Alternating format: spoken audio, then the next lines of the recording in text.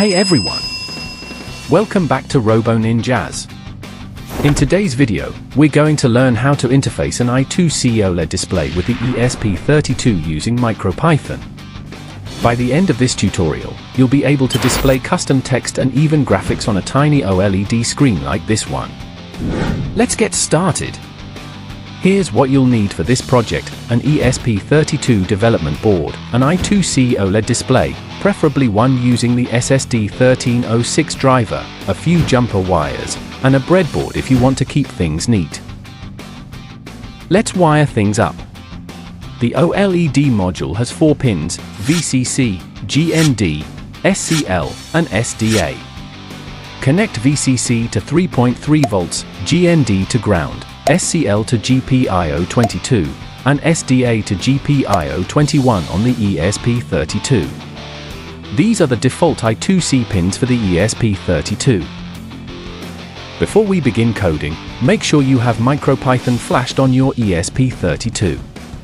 I'm using Thonny IDE to program mine. If you haven't installed MicroPython yet, check this video for step-by-step tutorial. To communicate with the OLED display, we'll need a special driver file called ssd1306.py. You can download this from GitHub and upload it to your ESP32 using Thonny's file manager, or you can install it from Thonny itself. You can find the GitHub link in the description. Let's install it from Thonny.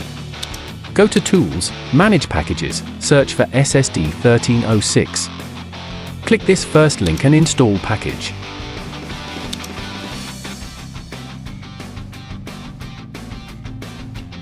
The library has been installed successfully. Before we dive into the coding part, let's take a moment to understand how the OLED display is structured. This will help us position text and graphics exactly where we want on the screen. The display we're using is a 128 by 64 pixel monochrome OLED.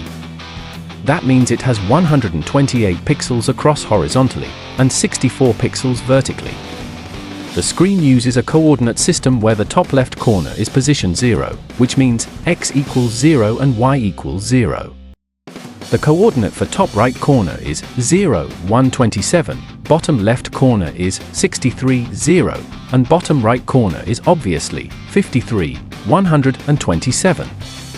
We'll use these coordinates in our code to control exactly where things show up.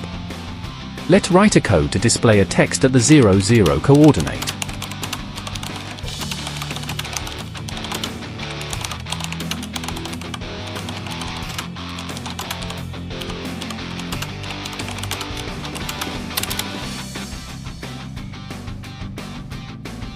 Yes!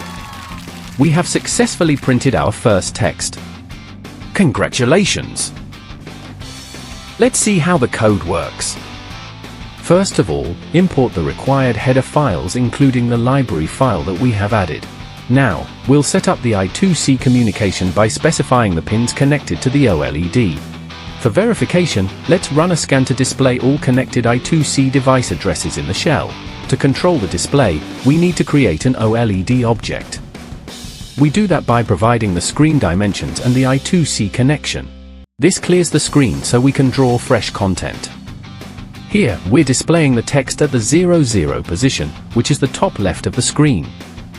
Finally, we use OLED.show to actually update the screen and display everything we've drawn so far. Let's add one more text. This time I am changing the position by changing the XY coordinates. I am giving 25 for both X and Y. Now, run the code.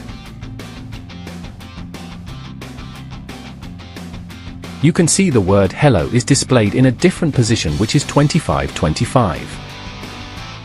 Adding one more.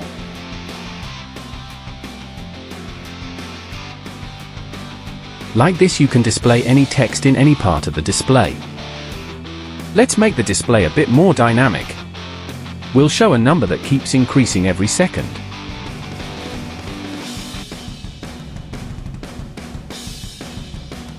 I am importing time library for making the 1 second delay.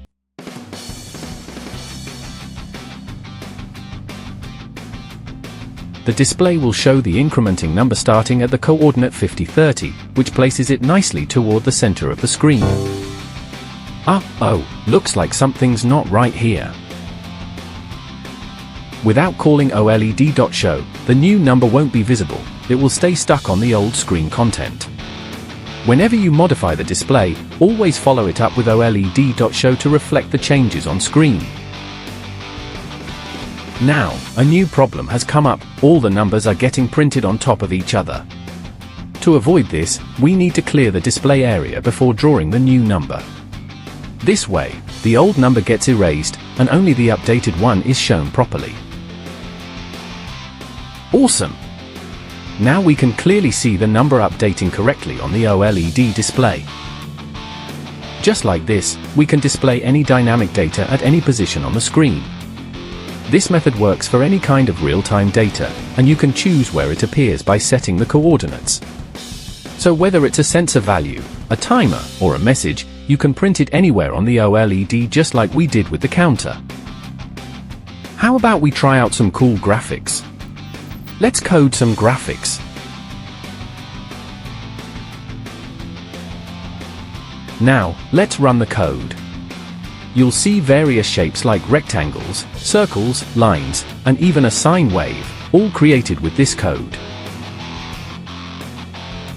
This section of the code draws a simple rectangle, while this part draws a filled rectangle.